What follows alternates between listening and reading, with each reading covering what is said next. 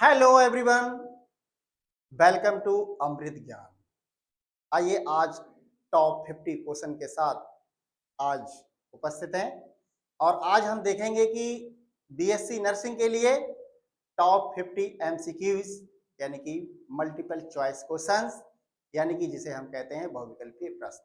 आइए श्रृंखला में आगे बढ़ते हैं और देखते हैं कि हमारा पहला क्वेश्चन क्या है और किस तरीके से स्क्रीन पर प्रदर्शित किया गया है और ये जानते हैं इसका जो आंसर होगा वो क्या होगा। आइए, the unit of frequency is यानी कि आवृत्ति की इकाई क्या होती है। यानी कि कहने का मतलब क्या है, आवृत्ति का जो मात्रक है वो क्या होता है। आवृत्ति को हम किससे, मात्रक से प्रदर्शित करते हैं। तो आइए आप जानते हैं हर्ट्ज। आवृत्ति की इकाई क्या होती है, हर्ट्ज होता है बेटा। इसका राइट आंसर तो पहला ही है हमारा। जो आवृत्ति की जो इकाई होती है वो हर्ट्ज होती है बेटा। और जो हमारा वाट होता है वो विद्युत शक्ति का मात्रक होता है, यानी कि पावर का मात्रक होता है, जिसे हम वॉट में नापते हैं, शक्ति। ठीक है बेटे।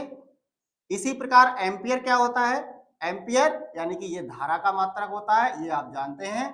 और ओम क्या है, आपको हमने पहले ही पढ़ाया था। ओम किसका मात्रक होता है प्यारे बच्चों, बताइए। ओम, आपने ओम का नियम भी पढ़ा होगा, ओम्स लॉ क्या होता है बेटा।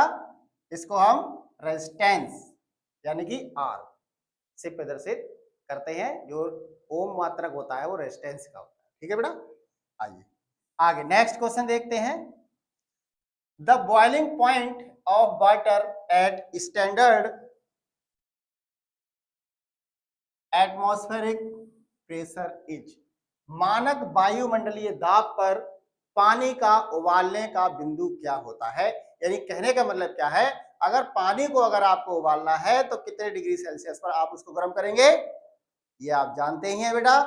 कितना होगा, 0 degree Celsius, 50 degree Celsius, 100 degree Celsius या 200 डिग्री सेल्सियस। यानी कि आपको पता है कि जो पानी है हमारा, वाटर है, ये हमारा फ्रीजिंग पॉइंट होता है, जिसे हम क्या कहते हैं, फ्रीजिंग पॉइंट। इस पर पानी हमारा क्या होता है, जम जाता है, यानी कि बर्फ में चेंज हो जाता है। और हमारी बात किससे हो रही है, उबालने की। पानी का उबालना कितने डिग्री पे होगा बेटा, 100 डिग्री सेल्सियस। इसका जो राइट आंसर हमारा है वो 100 डिग्री सेल्सियस होता है। ठीक है, आइए आगे बढ़ते हैं। Third question is which of the following is a vector quantity. Vector का मतलब क्या होता है, यानी कि परिमाणात्मक राशि।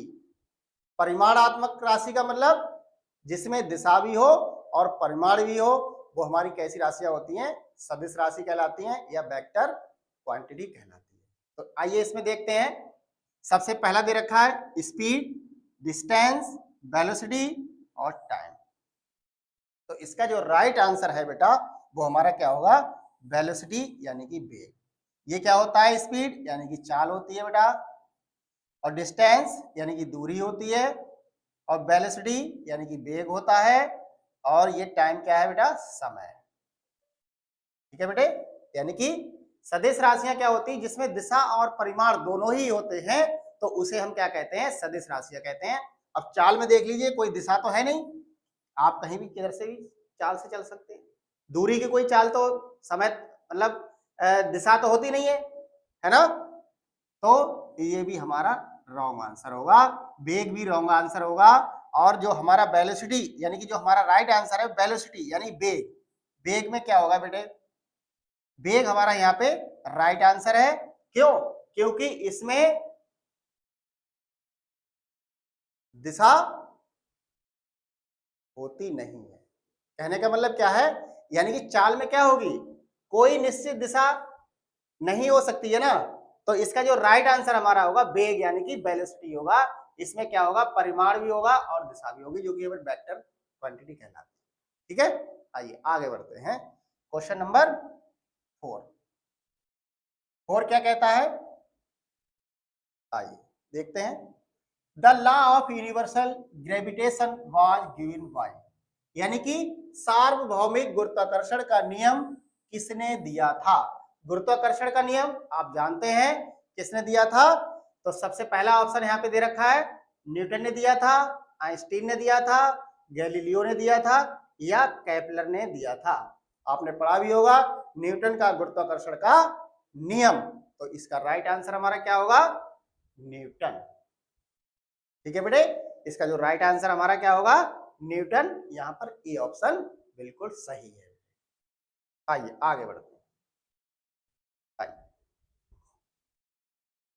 The unit of electric potential is, the unit of electric potential is, यानी विद्युत संभाव्यता की इकाई क्या है? यानी कि विद्युत विभव। इलेक्ट्रिक पोटेंशियल क्या होता है बेटा? विद्युत विभव कहते हैं इसको। तो इसका जो इकाई है, यूनिट है, वो क्या होगी? एम्पियर आप जानते हैं धारा की इकाई होती है, वोल्ट यानी कि विभव होता है, ओम आप जानते हैं मैंने रेजिस्टेंस बताया था, कूलाम आप जानते हैं ये कूलाम का नियम होता है बेटा।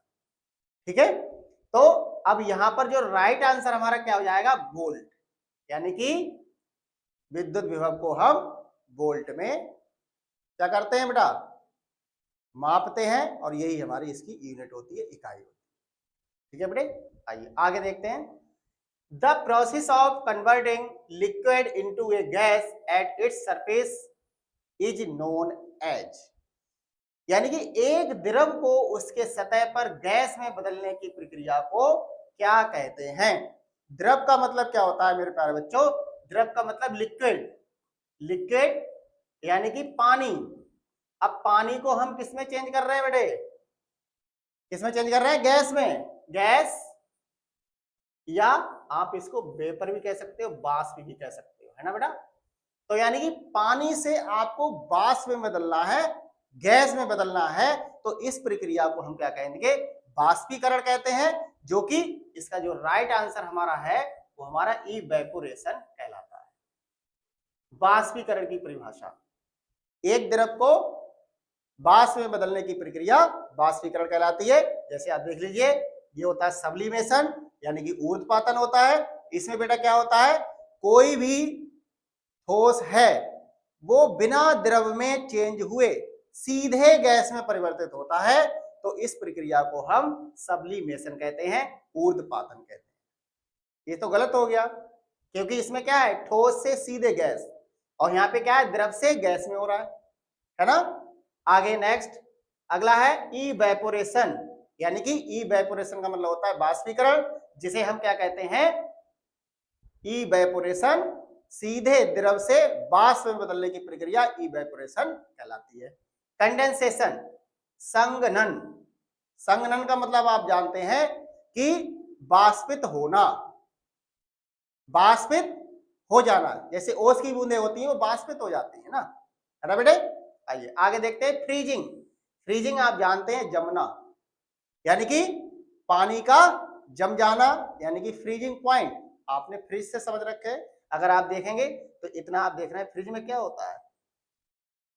फ्रिज, रेफ्रिजरेटर, फ्रिज बोलते हैं शॉर्टकट में। तो उसका काम क्या होता है? जमना, यानी कि पानी को जमा देता है, बर्फ में चेंज कर देता है ना?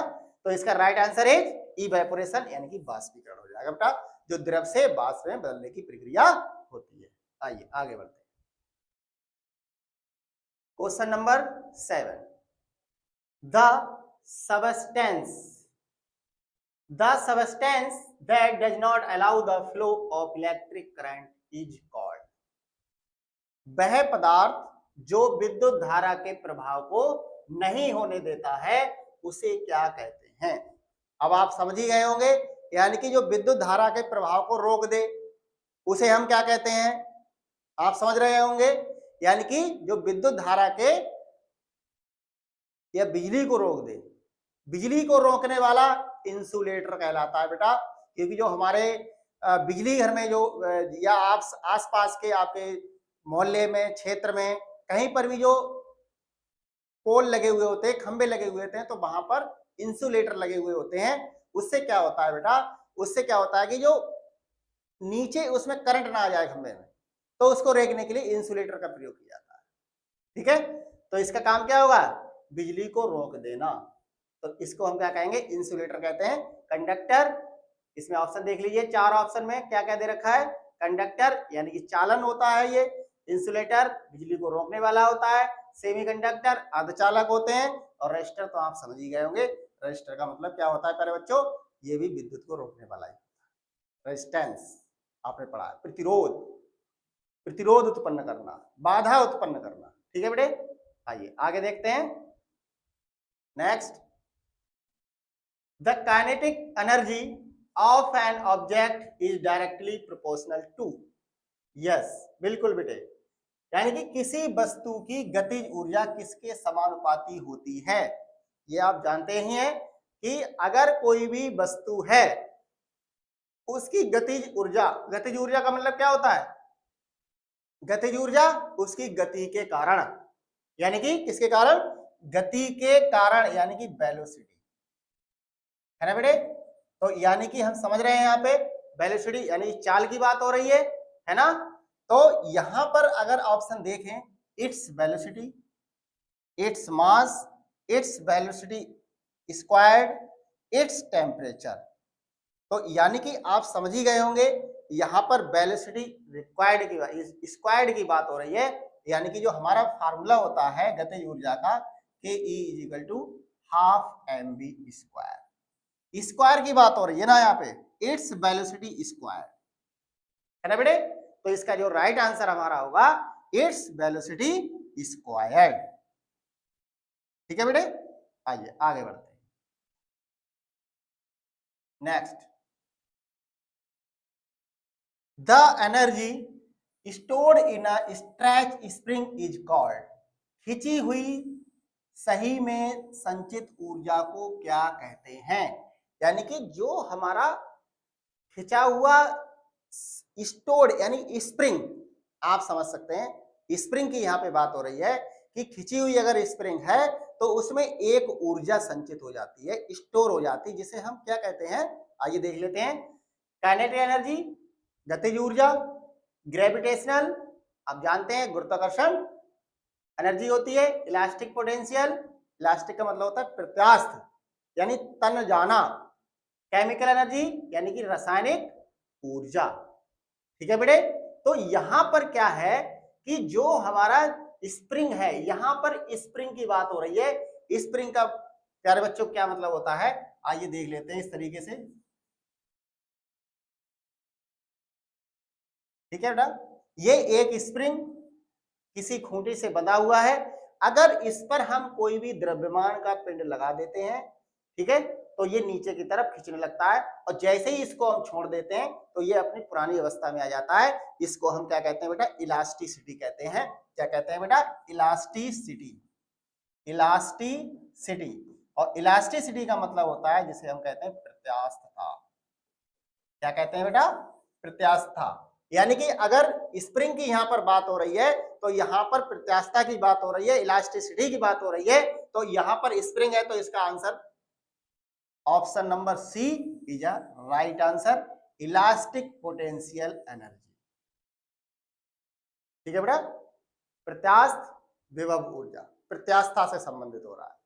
इलास्टिक आप समझ जाइए, अगर कहीं पे रबर की बात होती है, रबर होती है हमारी, और इलास्टिक के अंतर्गत ही ये उदाहरण आता है बेटा।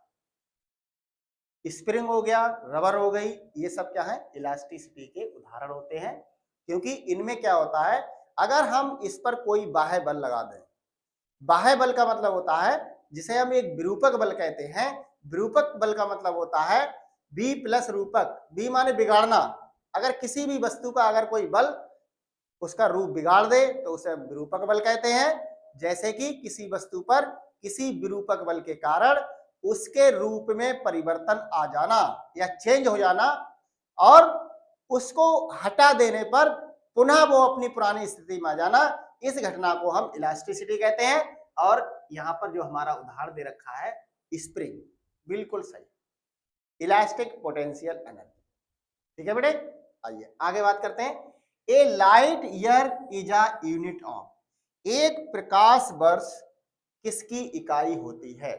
प्रकाश वर्ष का मतलब क्या होता है? प्रकाश वर्ष में आप जानते हैं कि इसका जो इकाई है वो सबसे पहले क्या दे रखा है? टाइम होता है, समय, स्पीड यानी कि आप समझ रहे हैं यहाँ पे चाल की बात हो रही है, डिस्टेंस यानी दूरी, और मास यानी कि द्रव्यमान। प्रकाश वर्ष हमेशा बेटा दूरी को नापा जाता है। एक प्रकाश वर्ष में कितनी दूरी होती है? यानी कि डिस्टेंस, इसका जो मात्रक होगा या यूनिट होगी कह सकते हैं, तो वो distance is a right answer. इसका फाइनल जो आंसर हमारा क्या होगा? डिस्टेंस। आइए आगे देखते हैं। The process of heat transfer in solid occur by, ठोस पदार्थों में ऊष्मा का संचरण किस प्रकार होता है? यानी कि ठोस पदार्थों में ऊष्मा का संचरण किस प्रकार होता है और इस घटना को हम किस नाम से जानते हैं? तो आइए देखते हैं। सबसे पहला दे रखा है कंडक्शन। ठीक है बेटा, कंडक्शन का मतलब आप समझ ही गए होंगे, कंडक्टर से बना हुआ है, ठीक है, चालक से बना हुआ है। कन्वेक्शन यानी कि आप जानते ही हैं, कन्वेक्शन का मतलब क्या होता है प्यारे बच्चों? संचरण करना, संचरित हो जाना। रेडिएशन आप जानते ही हैं, इसका मतलब होता है विकिरण। विकिरण किसी पदार्थ के द्वारा शोषित की गई ऊर्जा, रेडिएशन इज कॉल्ड रेडिएशन। और रिफ्लेक्शन यानी कि इसे हम कहते हैं परावर्तन। कोई भी किरण आती है और उसी माध्यम में वापस चली जाती है, इस घटना को रिफ्लेक्शन कहते हैं, परावर्तन कहते हैं। तो यहाँ पर आप समझ ही गए होंगे, जब यहाँ पर ठोस पदार्थों में ऊष्मा का संचरण हो रहा है तो यहाँ पर कंडक्शन हो रहा है। संचरण कब होगा? मान लीजिए ये कोई रॉड है, इसको हम गर्म करते हैं, तो यहाँ पर एक सिरे पर गर्म करेंगे तो दूसरी ओर ये स्वयं ही अपने आप ही ऊष्मा का संचरण हो जाएगा और ये अपने आप ही गर्म होने लगेगी। तो इस प्रक्रिया को हम क्या कहते हैं? कंडक्शन कहते हैं। क्या कहते हैं बेटा? Conduction. Right answer is a conduction, option number A. ठीक है बेटे, आइए आगे बढ़ते हैं। The magnetic field lines outside A bar magnet emerge from, एक पट्टी चुंबक के बाहर चुंबकीय क्षेत्र रेखाएं कहां से निकलती हैं? आप जानते हैं कि अगर मान लीजिए कोई भी चुंबक रखा हुआ है तो वो हमेशा N और S में ही होता है ना बेटे? तो यहां पर जो चुंबकीय रेखाएं निकलेंगी वो इस तरीके से, है ना बेटे? निकलने की बात हो रही है, हमेशा नॉर्थ पोल की तरफ निकल, और यहां से ये इस तरीके से ये हमारी आ रही है। ठीक है बेटा, नॉर्थ। तो इसका जो राइट आंसर मुझे लगता है, आप ये देख लेते हैं कौन सा है? South pole, north pole, both poles, equator. यानी कि इसका राइट आंसर क्या होना चाहिए? North pole. यानी कि आप जानते हैं जिसे हम क्या कहते हैं? नॉर्थ को उत्तरी ध्रुव, उत्तरी ध्रुव और दक्षिणी ध्रुव बेटा। ठीक है, नॉर्थ। आइए आगे देखते हैं। Next, the work done by a constant force is equal to, एक स्थिर बल द्वारा किया गया कार्य किसके बराबर होता है? यानी कि कहने का मतलब क्या है, जो हमारा कार्य है वो किसके बराबर होगा? आप जानते हैं कार्य को W से प्रदर्शित करते हैं और इसका जो आंसर होता है वो बल गुणा दूरी होता है। कार्य बराबर क्या होता है बेटा? बल गुणा दूरी, यानी कि फोर्स इनटू डिस्टेंस, डिस्टेंस। ठीक है बेटे, इसको शॉर्टकट में हम कह सकते हैं F इंटू डी, इसका फार्मूला होता है। अब आप समझ ही गए होंगे इसमें राइट आंसर क्या होगा बेटा? Force into distance. आप देख लीजिए, फोर्स इंटू डिस्टेंस। ठीक है बेटा, यानी कि ऑप्शन नंबर हमारा ए सही लग रहा है, यानी कि ये होना भी चाहिए। अब आप देख लीजिए, फोर्स इनटू टाइम, इसमें टाइम है नहीं है बेटा, तो ये हमारा रॉन्ग आंसर है। मास एक्सीलरेशन, यानी जब कार्य की बात आती है तो मास तो होना ही नहीं चाहिए, ये तो वैसे भी आंसर गलत हो गया। नन ऑफ दीज, इनमें कोई भी नहीं, ऐसा तो है ही नहीं, क्योंकि हमारा जो राइट आंसर पहले ही आप देख चुके हैं, फोर्स इनटू डिस्टेंस होता है, तो इसका right answer is a, force into distance. ठीक है, आगे बात करते हैं। नेक्स्ट हमारा क्वेश्चन क्या है, आइए पढ़ते हैं। The type of mirror used in headlights of vehicle is, वाहनों के हेडलाइट्स में किस प्रकार का दर्पण होता है। यानी कि कहने का मतलब क्या है बेटा, यहाँ पर जो हमारे वाहन होते हैं उनकी जो हेडलाइट होती है वो किस दर्पण की बनाई जाती है ना। तो आइए देखते हैं। कॉनकेव यानी कि अवतल दर्पण हो गया बेटा, कॉन्वेक्स यानी कि उत्तल दर्पण हो गया, और प्लेन मिरर यानी समतल हो गया, इसको हम समतल कहते हैं, और स्फेरिकल का मतलब होता है गोलाकार। कैसा होता है, गोलाकार। अब आप अपने अपने वाहनों की लाइट हेडलाइट्स आप देख लीजिए ये किस प्रकार की होती है, तो आपका जो आंसर यहाँ पर है वो क्या हो सकता है। कॉनकेव का मतलब क्या होता है, अवतल दर्पण, यानी कि अवतल का मतलब जो इस तरीके से बने हुए होते हैं, ये संरचना होती है अवतल दर्पण की। ये हमारा क्या है, बीच में कैसा है बेटा, यहाँ पे पतला है और किनारों पे मोटा दे रखा है, तो इस प्रकार के लेंस को हम क्या कहते हैं, कॉनकेव लेंस कहते हैं। जो इसका जो राइट आंसर हमारा है वो कॉनकेव मिरर होता है। और कॉनकेव कॉन्वेक्स क्या होता है उसको भी देख लीजिए, इसकी संरचना कुछ इस तरीके से मैंने बनाया है ना बेटे। तो इसका जो राइट आंसर हमारा होना चाहिए कॉनकेव मिरर होना चाहिए, जिसे हम अवतल दर्पण कहते हैं। ठीक है, आइए आगे देखते हैं। In a parallel circuit the total resistance is, एक समानांतर सर्किट में कुल प्रतिरोध कैसा होता है। कैसा होगा, अगर कोई भी सर्किट बना हुआ है और वो समांतर क्रम में जुड़ा हुआ है। समांतर क्रम का मतलब आप जानते हैं कि इस तरीके से आमने सामने है ना बेटा। रेजिस्टेंस आप जानते हैं, रेजिस्टेंस किस तरीके से होते हैं, ये आमने सामने होगा, इस तरीके से आप बना सकते हैं। वैसे तो ये कैपेसिटी का सी का होता है, ठीक है। रेजिस्टेंस मैं बना देता हूं, आइए देखते हैं।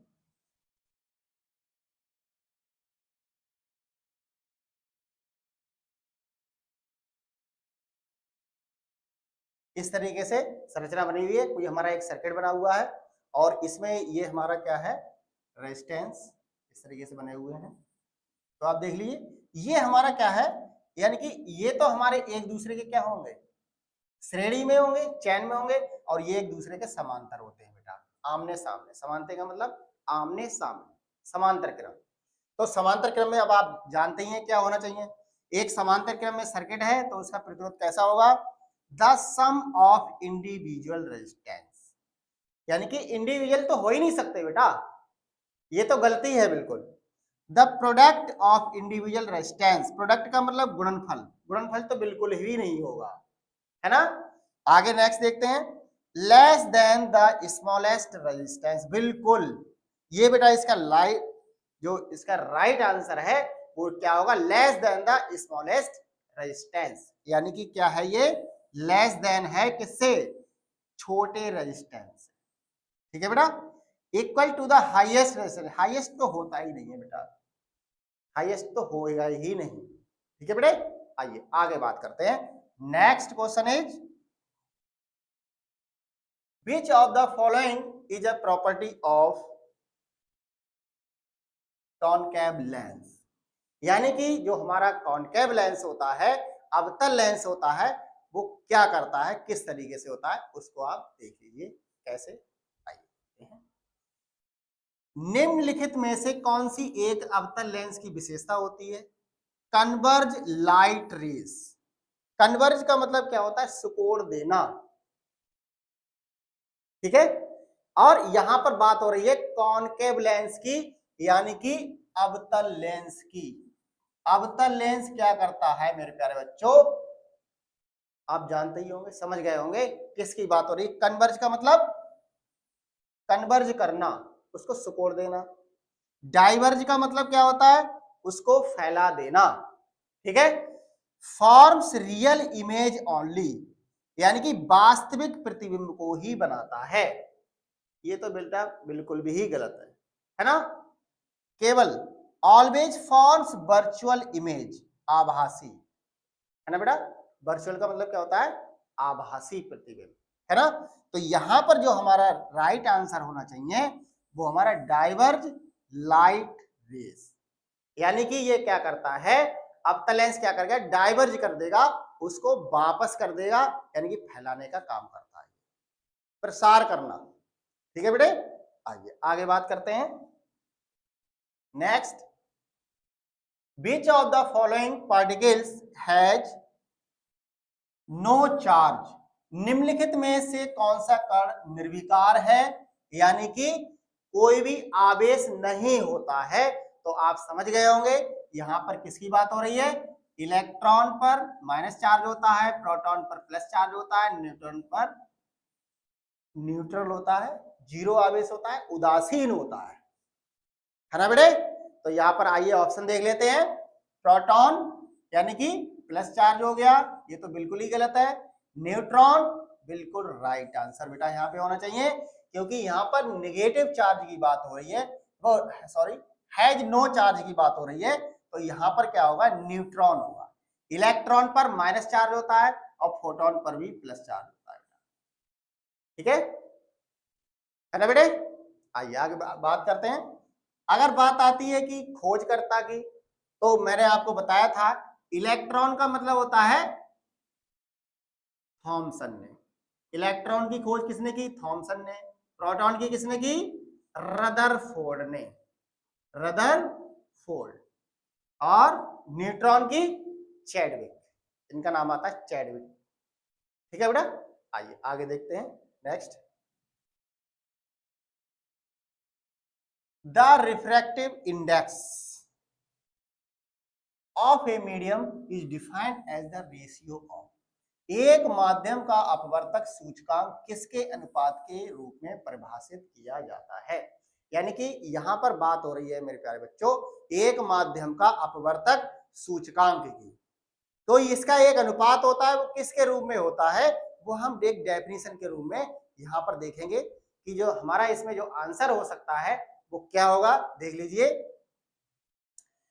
Velocity of light in the medium to the velocity of light in impact, यहां पर बेटा जो वेग है इसके प्रकाश की बात हो रही है मीडियम, यानी कि यहां पर मीडियम की बात हो रही है, तो मीडियम में तो ये हो ही नहीं सकता बेटा, ठीक है बेटे।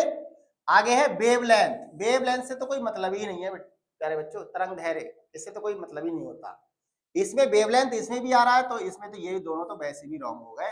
तो बात आती है यहाँ पर velocity of light in vacuum to the velocity of light in the medium, ठीक है बेटे। तो इसका जो राइट आंसर हमारा होगा वो ए ऑप्शन बिल्कुल सही है, और इसका जो आंसर होगा velocity of light in vacuum to the velocity of light in the medium, ठीक है।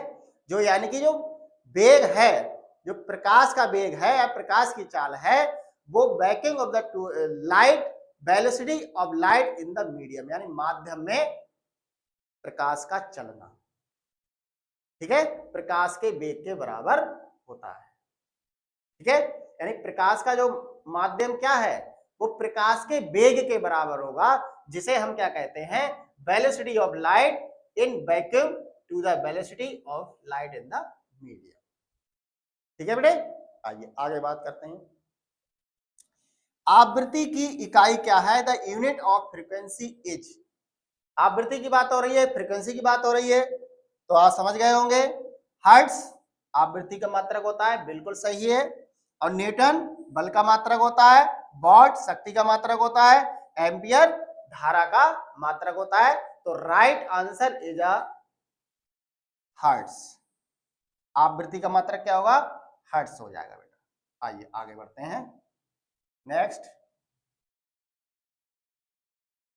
The force that opposes motion between two surface in contact is called। बिल्कुल बेटे, दो सतहों के संपर्क में होने पर जो बल उनके आपसी गति का विरोध करता है, रोकता है, उसे क्या कहते हैं?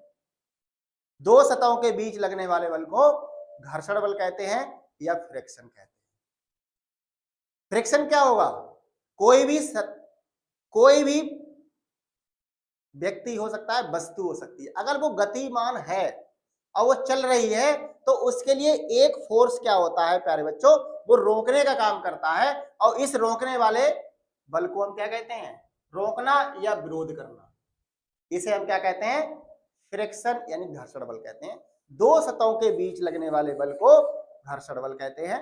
तो इसका राइट आंसर आप समझ गए होंगे बेटा, क्या होना चाहिए? फ्रिक्शन। बिल्कुल राइट आंसर है बेटा, फ्रिक्शन यानी कि घर्षण बल। टेंशन यानी कि तनाव बल, ठीक है बेटे। मैग्नेटिक फोर्स यानी कि मैग्नेटिक चुंबकीय बल। ग्रेविटेशनल फोर्स यानी कि गुरुत्वाकर्षण बल। तो इसका जो राइट आंसर हमारा होगा बेटा, वो फ्रिक्शन फोर्स होगा, जिसे हम फ्रिक्शन के नाम से जानते हैं। ठीक है बेटे, आइए अब बढ़ते हैं नेक्स्ट क्वेश्चन की तरफ। The refractive index of a medium depends on. किसी माध्यम का अपवर्तक सूचकांक किस पर निर्भर करता है? यानी कि कहने का मतलब क्या है प्यारे बच्चों, किसी माध्यम का जो अपवर्तक सूचकांक होता है वो किन किन पर निर्भर करेगा, वो आइए हम देखते हैं। ठीक है, आइए पहला ऑप्शन क्या है? The colour of light. ठीक है बेटा, यानी कि जो प्रकाश का रंग होता है। प्रकाश के रंग से तो कोई मतलब ही नहीं है मेरे प्यारे बच्चों। The temperature of the medium, है ना बेटे? टेम्परेचर ऑफ द मीडियम यानी तापमान का जो माध्यांक होता है उस पर। बिल्कुल बात सही है, यानी टेम्परेचर कितना है ना? आइए देख लेते हैं, एक ऑप्शन ये भी सही लग रहा है। आइए आगे बात करते हैं। The density of the medium, यानी कि माध्यम के घनत्व पर। बिल्कुल डेंसिटी पर। ये बिल्कुल बेटा राइट आंसर दोनों है, बी और सी हो सकता है, तो इसका जो आंसर होगा D, both B and C. बिल्कुल राइट आंसर है बेटा, इसका आंसर होना चाहिए B and C.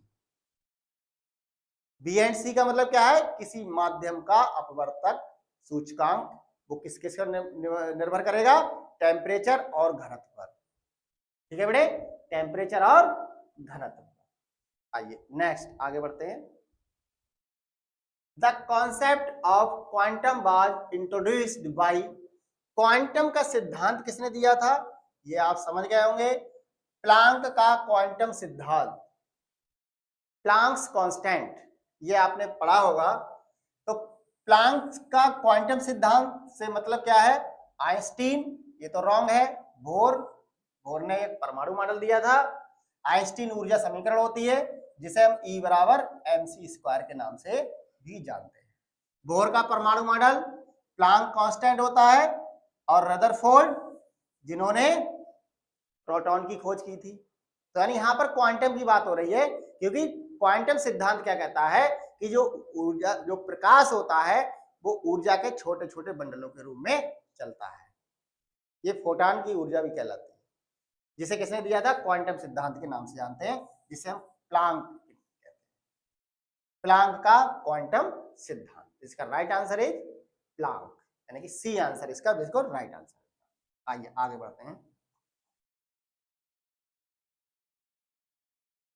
The amount of heat required to raise the temperature of 1 kg of a substance by 1 degree Celsius is called।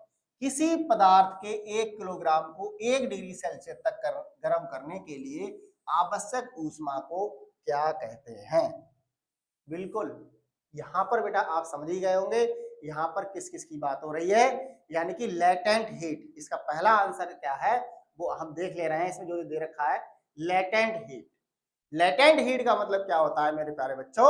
इसको हम गुप्त ऊष्मा के नाम से जानते हैं। क्या कहते हैं? गुप्त ऊष्मा।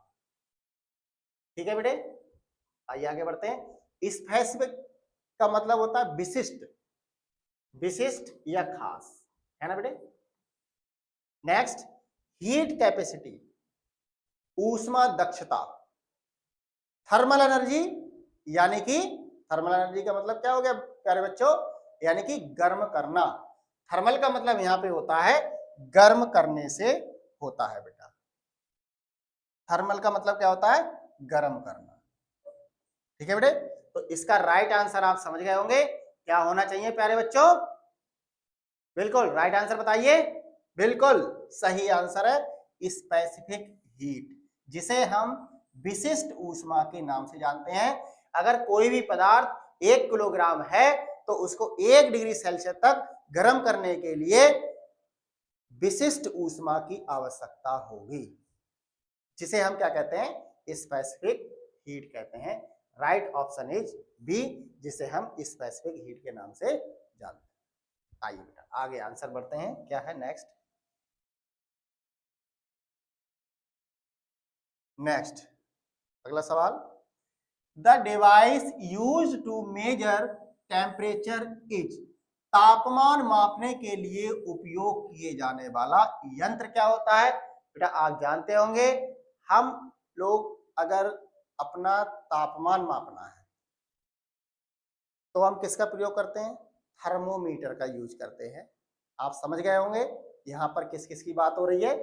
थर्मोमीटर यानी कि टेम्परेचर नापना, बैरोमीटर किसकी इकाई होती है, भूकंप रोधी, वोल्टमीटर विभव हो गया, हाइग्रोमीटर आप समझ गए होंगे, हाइग्रोमीटर का मतलब होता है वायुमंडल की आर्द्रता को नापना। आर्द्रता का मतलब नमी से होता है, किससे होता है, नमी से होता है बेटा। ठीक है बेटे, आइए आगे बात करते हैं।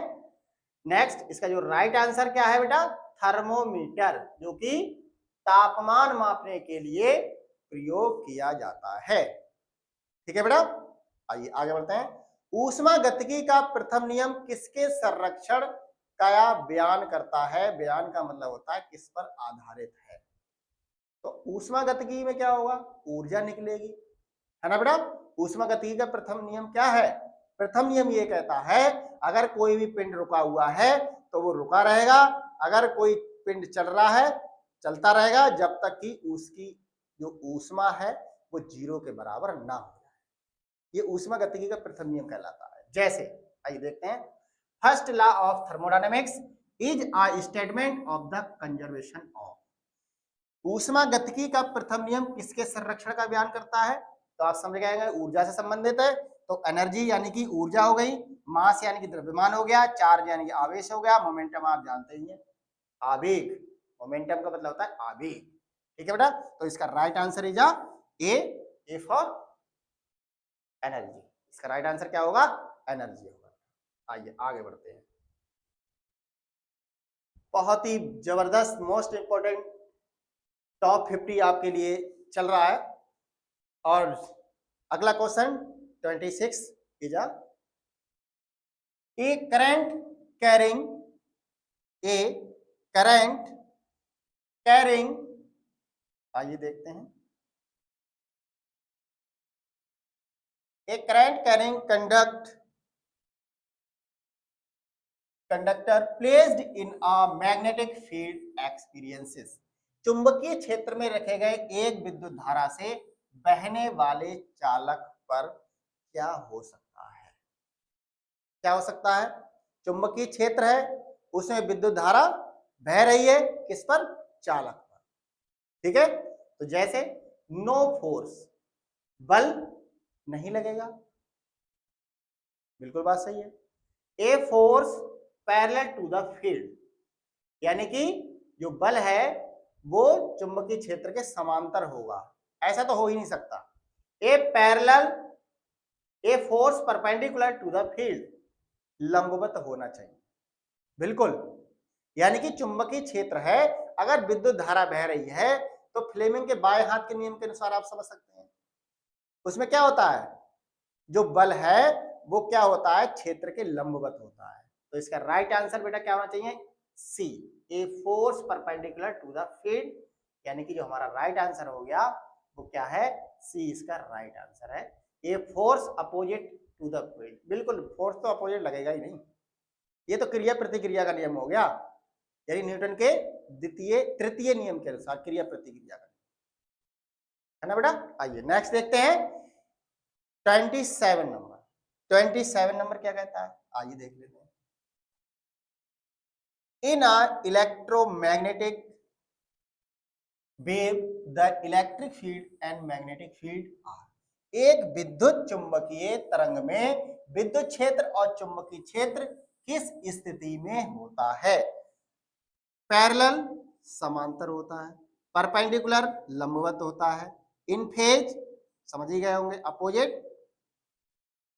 विपरीत होता है। तो इसका जो राइट आंसर होना चाहिए वो परपेंडिकुलर होना चाहिए, जो इससे पहले अभी आपको बताया था कि जो बल है वो किसके लंबवत होता है, अभिलंबवत होता है। इसका राइट आंसर इज परपेंडिकुलर। आइए नेक्स्ट देखते हैं। The energy stored in a capacitor is given by the formula, एक संधारित्र में संचित ऊर्जा का फार्मूला क्या होता है बेटा। E बराबर आपने पढ़ा था, E बराबर होता है 1/2 CV स्क्वायर। अब इस फार्मूले से आप मैच कर लीजिए तो हमारा आंसर बिल्कुल सही हो जाएगा, बिल्कुल देख लीजिए। E बराबर 1/2 CV स्क्वायर, आंसर बेटा पहला ही सही लग रहा है। E बराबर CV स्क्वायर, ये तो बिल्कुल रॉन्ग हो गया। E बराबर 1/2 C स्क्वायर B, यानी कि ये तो रॉन्ग है। E बराबर CV नहीं होता है बेटा, ये तो बिल्कुल ही रॉन्ग हो गया। तो इसका जो राइट आंसर हमारा होगा ए फॉर E बराबर E is equal to 1/2 CV square. E is equal to कितना होता है बेटा 1/2 CV square. C is a capacitance और B इज अ वेलोसिटी। ठीक है बेटे, आइए आगे बढ़ते हैं। Next question, the nuclear force that holds the nucleus together is, वह परमाणु बल जो नाभिक को एक साथ रखता है क्या कहलाता है। यानी कि आप समझ गए होंगे कि जो परमाणु बल है, नाभिक है, परमाणु की बात हो रही है यहां पर, परमाणु बल नाभिक को एक साथ रखता है, तो कौन सा बल होगा, उसको एक साथ मजबूती से बांधे रहे, तो मजबूती से बांधे रहे तो आप समझ गए होंगे, जैसे ग्रेविटेशनल फोर्स गुरुत्वाकर्षण बल, गुरुत्वाकर्षण बल का काम ही क्या है परमाणु बल में बेटा, है ना। इलेक्ट्रोमैग्नेटिक फोर्स, इलेक्ट्रोमैग्नेटिक फोर्स का मतलब विद्युत चुंबकीय बल, विद्युत चुंबकीय बल परमाणु बम में कहां से आ गया मेरे प्यारे बच्चों, स्ट्रॉन्ग न्यूक्लियर फोर्स, बिल्कुल ये हमारा क्या होगा strong nuclear force, nuclear nucleon, nucleon से बना है ना बेटे। तो इसका जो राइट आंसर हमारा क्या होना चाहिए स्ट्रॉन्ग न्यूक्लियर फोर्स। वीक तो हो ही नहीं सकता, जब परमाणु बम की बात चल रही है तो परमाणु बम बेटा वीक कहां से हो गया, वीक न्यूक्लियर फोर्स नहीं। तो इसका राइट आंसर क्या होगा प्यारे बच्चों स्ट्रॉन्ग न्यूक्लियर फोर्स। आइए आगे बढ़ते हैं। Next, the resistance of a conductor is inversely proportional to, एक चालक का प्रतिरोध किसके प्रति व्युत्क्रमानुपाती होता है। आप समझ गए होंगे प्रतिरोध है और उसका व्युत्क्रमानुपाती है are, cross sectional area to the conductor. जैसे आइए देखते हैं लेंथ ऑफ द कंडक्टर, ये तो हो ही नहीं सकता बेटा, आपने एक फार्मूला पढ़ा है R बराबर रो L अपॉन ए, है ना बेटा, है ना बेटे। तो ये फार्मूला यहाँ पे होता है, R होता है हमारा प्रतिरोध, L होता है लंबाई और A फॉर होता है एरिया। अब यहां पर आप समझ लीजिए क्योंकि जो R की प्रतिरोध की बात हो रही है वो इसका व्युत्क्रमानुपाती है, ये हमारी कांस्टेंट वैल्यू होती है रो, है ना, जिसे हम विशिष्ट प्रतिरोध कहते हैं। रो क्या होता है, ये रो का निशान होता है, इस तरीके से थोड़ा बनाते हैं, ये हमारा विशिष्ट प्रतिरोध कहलाता है।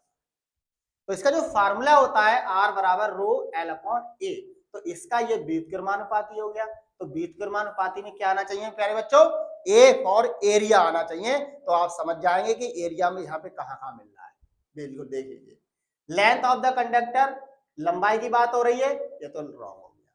क्रॉस सेक्शनल एरिया, बिल्कुल बेटा, आइए आगे देख लेते हैं। मटेरियल ऑफ द कंडक्टर, बिल्कुल नहीं, ये तो बिल्कुल गलत हो गया।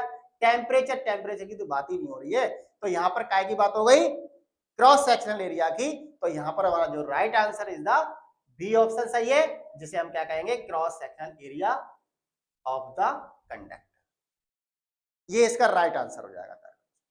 आइए नेक्स्ट देखते हैं। 31 question is, which of the following is not a type of mechanical wave.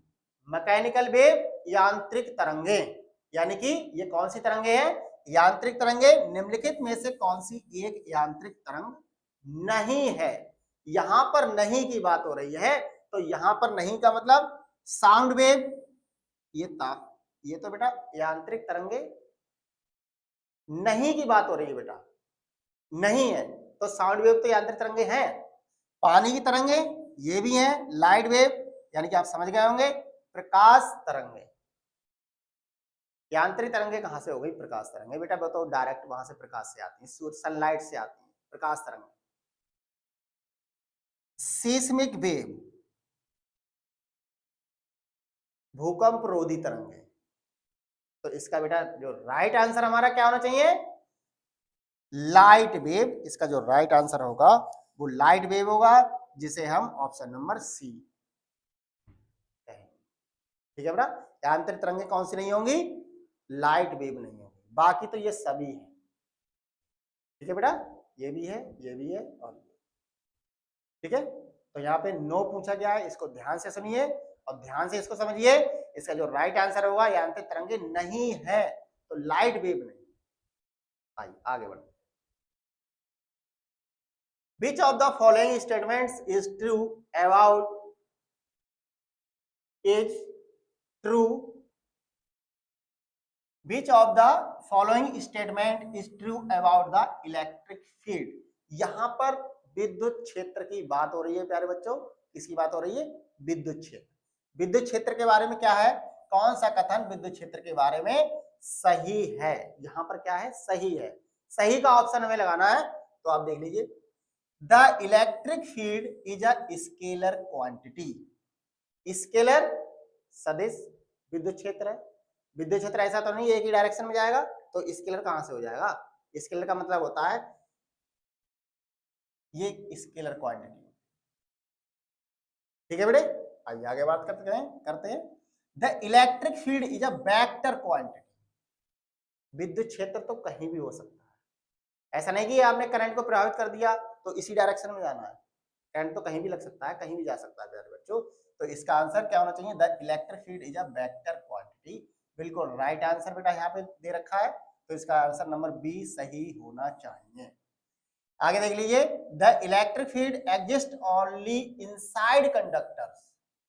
बिल्कुल चालक के अंदर ही होगा, बाहर होगा ही नहीं। नहीं बेटा, ऐसा तो हो ही नहीं सकता, क्योंकि चालक है, चालक पदार्थ है, ये चालक है, तो ऐसा तो है नहीं कि इसके अंदर ही करंट होगा। आप इसको बाहर से भी पकड़ सकते हैं, तो भी हमें क्या लगेगा, इलेक्ट्रिक करंट लग जाएगा, जो कि विद्युत क्षेत्र उत्पन्न होगा, जिसे हम इलेक्ट्रिक फील्ड के नाम से जानते हैं। The electric field is independent of charge. आवेश पर निर्भर करता है। विद्युत क्षेत्र, विद्युत क्षेत्र की यहाँ पे बात हो रही है, तो यहां पर हमें विद्युत क्षेत्र के बारे में जानना है, तो इसका जो राइट आंसर हमारा हो जाएगा, the electric field is a vector quantity, is a right answer. Next, the time period of a simple pendulum depends on. एक सरल झूल का कालावधि किस पर निर्भर करता है, यानी कि यहां पर एक सरल लोलक की बात हो रही है, सिंपल पेंडुलम की बात हो रही है। तो सिंपल पेंडुलम क्या होता है, एम्पलीट्यूड ऑफ द स्विंग, आयाम जिसे कहते हैं, आयाम पर लटकना। स्विंग का मतलब होता है स्विंग करना तेजी से, है ना। लेंथ ऑफ द पेंडुलम, यानी कि जो हमारा क्या है, पेंडुलम का मतलब क्या होता है, लोलक, लोलक की लंबाई पर, लोलक की लंबाई पर। नेक्स्ट है हमारा मास ऑफ द बॉब, लट्टू जिसे कहते हैं, द्रव्यमान पर। नन ऑफ द एबव, ये तो ऐसे तो हो ही नहीं सकता। तो इसका बेटा जो राइट आंसर हमारा होना चाहिए लेंथ ऑफ द पेंडुलम। इसका जो राइट आंसर होगा the time period of a simple pendulum depends on, यानी कि जो सरल आवर्त, यानी कि जो टाइम पीरियड का मतलब होता है आवर्त काल, किस पर डिपेंड करेगा? पेंडुलम की लंबाई पर। Length of the pendulum is a right answer, is a B.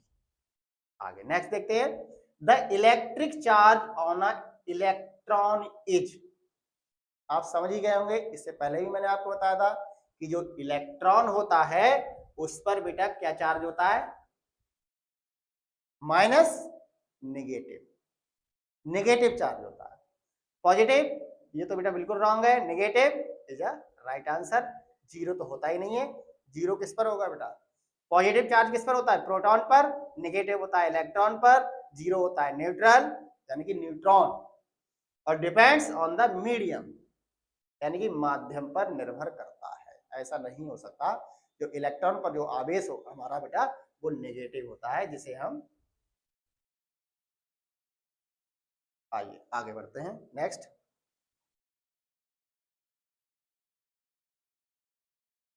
The work function of a metal is the minimum energy required to.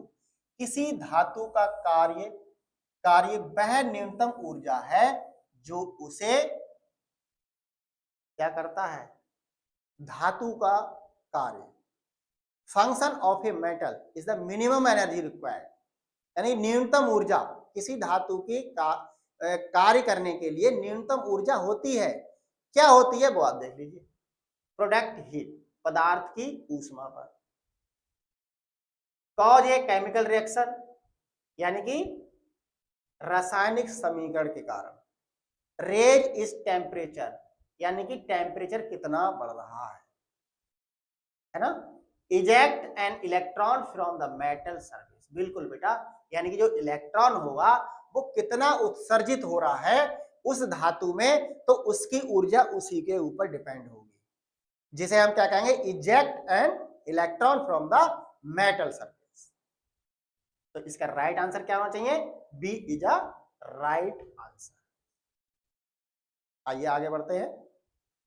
The principle of conservation of linear momentum holds true in. रैखिक संवेग के संरक्षण का सिद्धांत होता है, तो उसके लिए क्या सत्य होना चाहिए? क्या सत्य होगा वो देख लीजिए। ऑल कोलाइजन, यानी कि सभी पार्टिकल। कोलाइजन का मतलब आप किससे समझ रहे हैं? यानी कि कोलाइड, ये कोलाइडल सॉल्यूशन होता है, आपने टिंडल इफेक्ट पढ़ा होगा, है ना। इन इलास्टिक कोलिजन्स, प्रत्यास्थ कण, कोलाइजन का मतलब होता है कण, सभी कणों पर, प्रत्यास्थ कणों पर। इन इलास्टिक कोलिजन, यानी कि जो पदार्थ होते हैं वो तनते नहीं है, तनता का गुण नहीं पाया जाता है।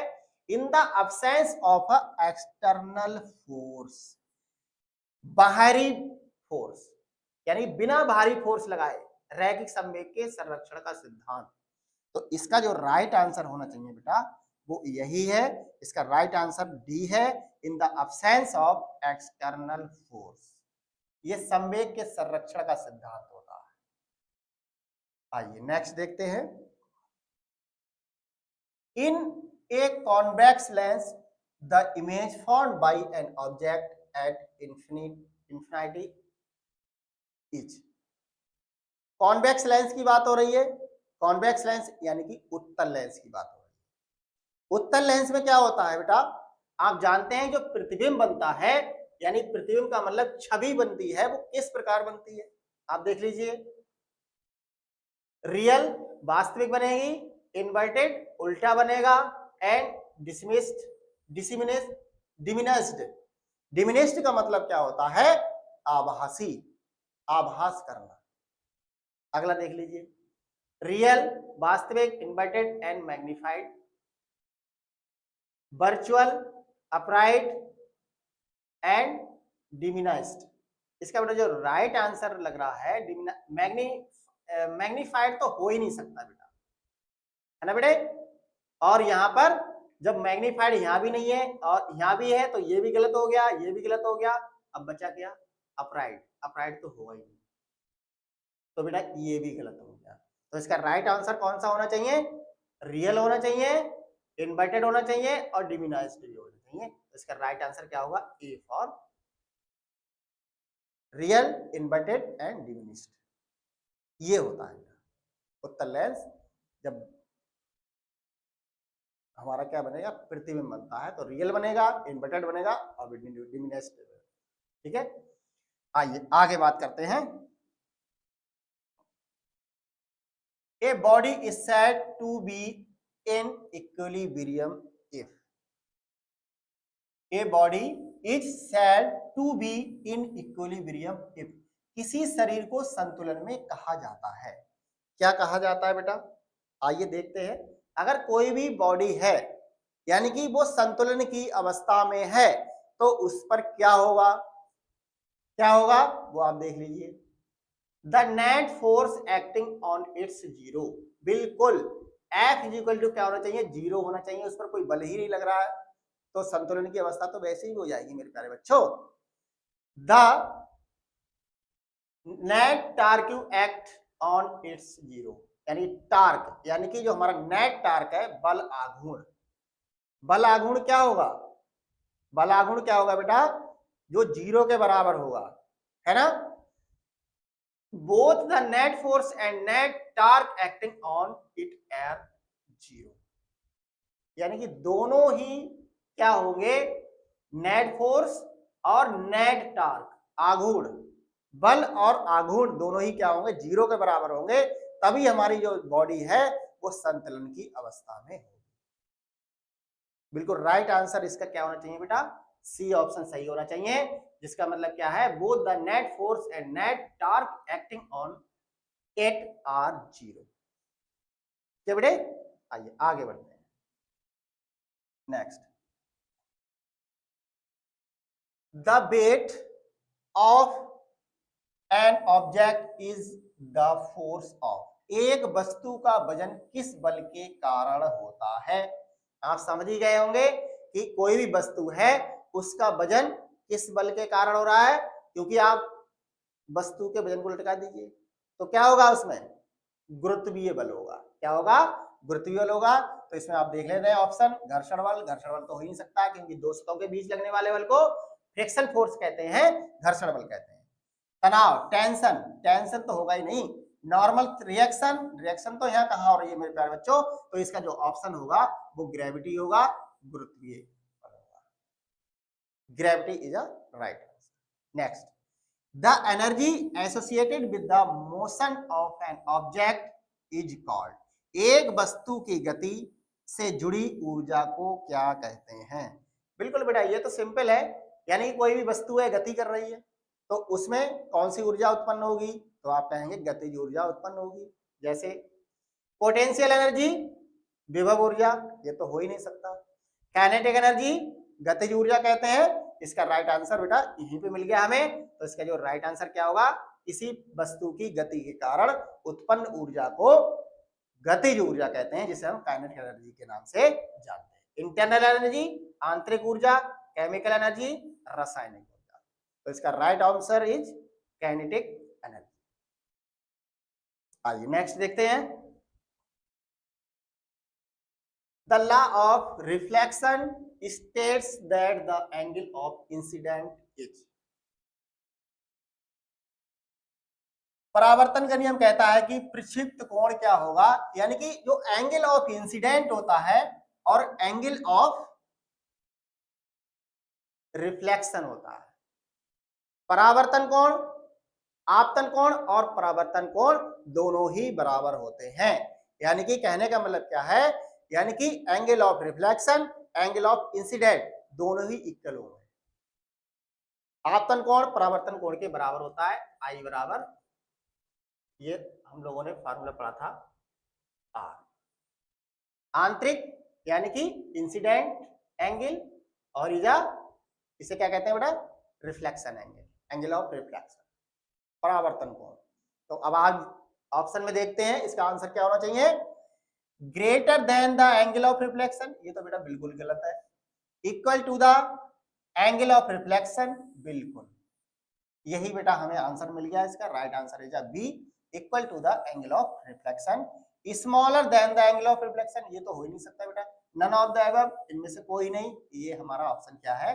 बी ऑप्शन हमारा सही है, जिसे हम कहेंगे equal to the angle of reflection, जिसे हम angle of I is equal to angle of R. आइए नेक्स्ट देखते। Next, the potential energy of an object is maximum at, किसी वस्तु की संभाव्य ऊर्जा अधिकतम कब होती है मेरे प्यारे बच्चों? यानी कि कोई भी वस्तु है तो उसकी विभव ऊर्जा कब ज्यादा होगी? कब ज्यादा होगी? विभव यानी कि वेलोसिटी से मतलब है। विभव का मतलब क्या हो गया? वेलोसिटी। अब आप समझ गए होंगे, जहां वेलोसिटी होगा वहीं आंसर हमारा सही हो जाएगा। आइए देखते हैं क्या है वेलोसिटी से मतलब। यहां पर वेग हाईएस्ट यानी ज्यादा होना चाहिए, वेग ज्यादा होगा तो गति ज्यादा होगी, है ना? तो ज्यादा क्या है वो आप देख लीजिए। The highest point of its motion, यानी हाईएस्ट पॉइंट की मोशन क्या है? जो हाईएस्ट पॉइंट है वहां पे गति ज्यादा है, और गति ज्यादा तो उसका वेग भी ज्यादा हो गया। तो आप समझ गए होंगे यहाँ पे क्या होना चाहिए? द लोएस्ट पॉइंट, लोएस्ट तो हो ही नहीं सकता। सेंटर ऑफ द अर्थ, ये सेंटर ऑफ द पृथ्वी का केंद्र से क्या मतलब हो गया बताया? The point of maximum velocity, maximum यानी अधिकतम नहीं बेटा, हाईएस्ट पॉइंट होना चाहिए। तो इसका राइट आंसर क्या होगा बेटा? Highest point of its motion, यानी कि the highest point of its motion. ठीक है बेटा। आइए नेक्स्ट देखते हैं, अगला हमारा ऑप्शन क्या है? बढ़ते हैं 43।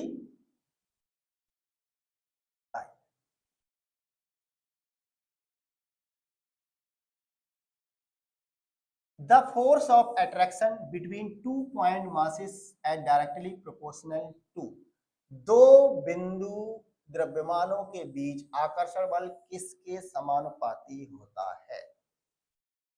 यानी कोई भी दो बिंदु हैं, द्रव्यमान है, तो उनके बीच आकर्षण बल किसके समानुपाती होगा? द्रव्यमान की बात हो रही है तो उनके द्रव्यमान के गुणनफल के बराबर होगा। किसके बराबर होगा? गुणनफल के। किसका गुणनफल? The product of their masses, उनके मास का गुणनफल। ठीक है बेटा। आइए देखते हैं, द डिस्टेंस बिटवीन देम, उनकी दूरी के, नहीं बेटा ये ऑप्शन तो बिल्कुल गलत है।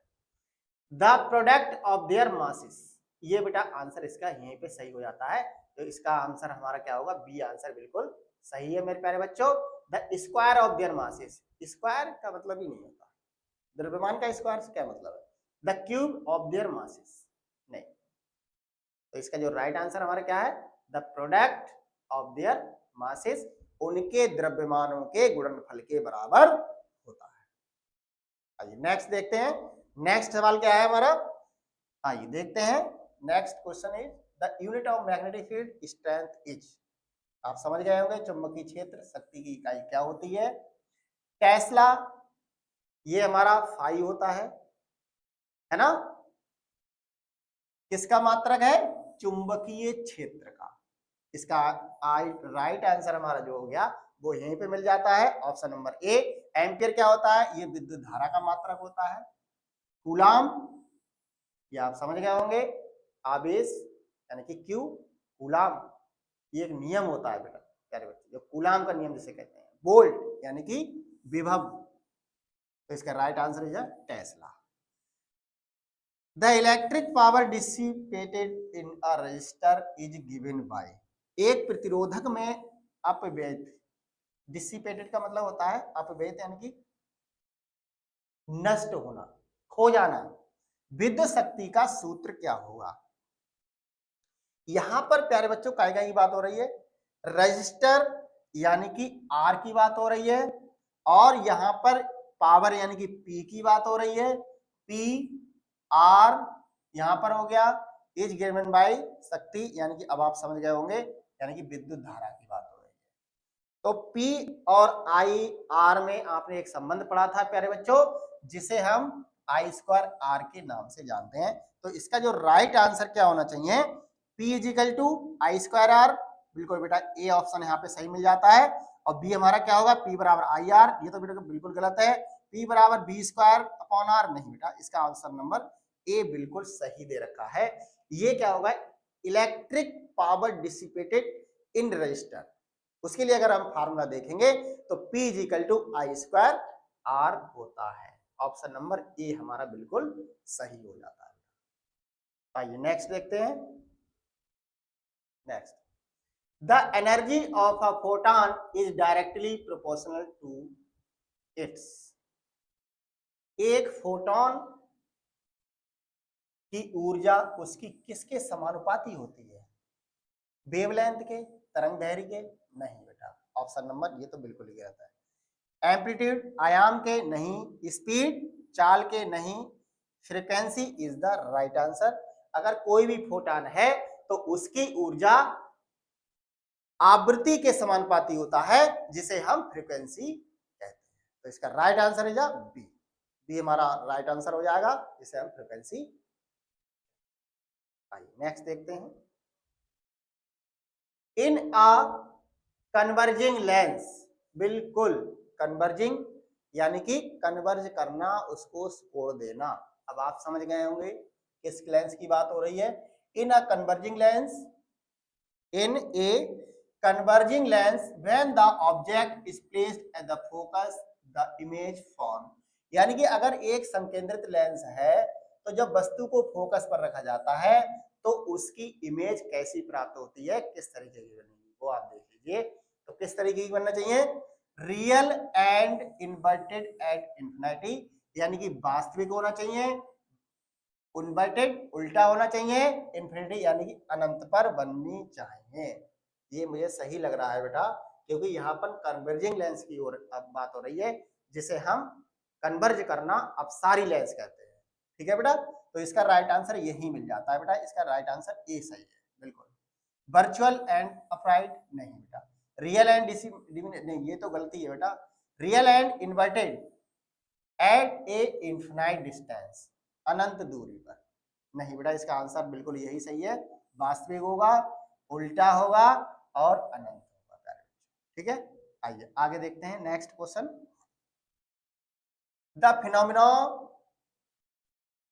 Of light bending when passing from one medium to another is called. एक माध्यम से दूसरे माध्यम में जाने पर प्रकाश के मुड़ने की प्रतिक्रिया को क्या कहते हैं? रिफ्रैक्शन आपने पढ़ा था, जिसे हम अपवर्तन के नियम से जानते हैं।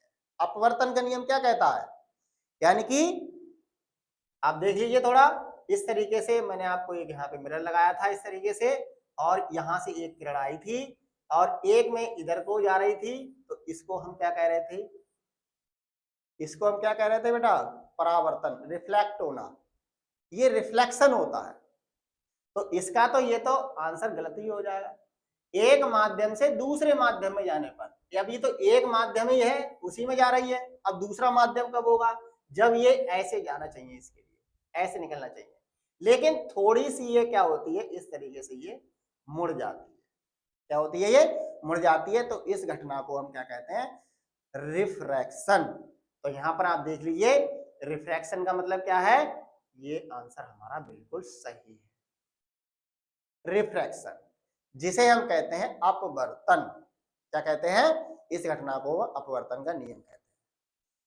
फिर क्या होता है, डिफ्रैक्शन। डिफ्रैक्शन का मतलब होता है मुड़ जाना। तो डिफ्रैक्शन यानी विवर्तन, ये तो मुड़ ही नहीं रहा है, थोड़ा सा विचलित होता है। डिस्पर्जन का मतलब क्या होता है बेटा, प्रसार होना, यानी कि फैल जाना किरण का। तो यहाँ पे किरण कहाँ फैलती है, तो यहाँ पर जो हमारा राइट आंसर क्या होगा, refraction is a right answer, is B option बिल्कुल सही है। आइए नेक्स्ट देखते हैं। विद्युत, the device used to measure electric potential difference. बिल्कुल, विद्युत विभव के अंतर को मापने के लिए किस यंत्र का उपयोग किया जाता है? आप जानते हैं अगर विद्युत विभव का अंतर हमें नापना है तो हम किसे नापेंगे, अमीटर। अमीटर इज अ बिल्कुल रॉन्ग आंसर बेटा। वोल्ट मीटर बिल्कुल सही है, वोल्ट मीटर ही सही है, क्योंकि जो विभव के दो अंतर होते हैं विभवांतर को नापने के लिए हम वोल्ट मीटर का प्रयोग करते हैं। गैल्वेनोमीटर विभव मापी होता है, इसे विभव मापते हैं। थर्मोमीटर आप जानते हैं जो हमारे टेम्परेचर नापने के काम आता है। तो इसका राइट आंसर हमारा क्या हो जाएगा, बी इज अ बिल्कुल राइट आंसर है, वोल्ट मीटर। नेक्स्ट क्वेश्चन देखते हैं आज के टॉपिक का, आज के टॉप 50 का लास्ट क्वेश्चन हमारा क्या कहता है उसको आप देख लीजिए। हमारा लास्ट क्वेश्चन क्या है, आइए देखते हैं। The velocity of sound in year depends on, वायु में ध्वनि की चाल या गति किस पर निर्भर करती है, किस पर निर्भर करेगी, द डेंसिटी ऑफ एयर, हवा के घनत्व पर, बिल्कुल सही आंसर है बेटा ये। द टेम्परेचर ऑफ एयर, बिल्कुल ये भी सही है, यानी कि जो वायु का ताप है ना बेटा। द ह्यूमिडिटी ऑफ एयर, ये भी बिल्कुल बेटा सही है। ह्यूमिडिटी का मतलब होता है उसमें नमी कितनी आ रही है। ऑल ऑफ द एबव, जब ये तीनों ही सही हो गए मेरे प्यारे बच्चों तो आंसर हमारा ऑल ऑफ द एबव तो वैसे भी हो गया। तो इसका जो राइट आंसर हमारा क्या है, ऑल ऑफ द एबव। यानी कि वायु में ध्वनि की जो गति होती है वो किस पर निर्भर करेगी, घनत्व पर, टेम्परेचर पर और ह्यूमिडिटी पर। तो इसका right answer is the D, all of the. ठीक है बेटे, आज के टॉप 50 में यहीं तक, और नेक्स्ट वीडियो में आपको एमसीक्यूज की श्रृंखला के साथ फिर उपस्थित होंगे। और आज के वीडियो में यहीं तक, और नेक्स्ट टॉप 50 के साथ फिर प्रस्तुत होंगे। जब तक के लिए जय हिंद, जय भारत।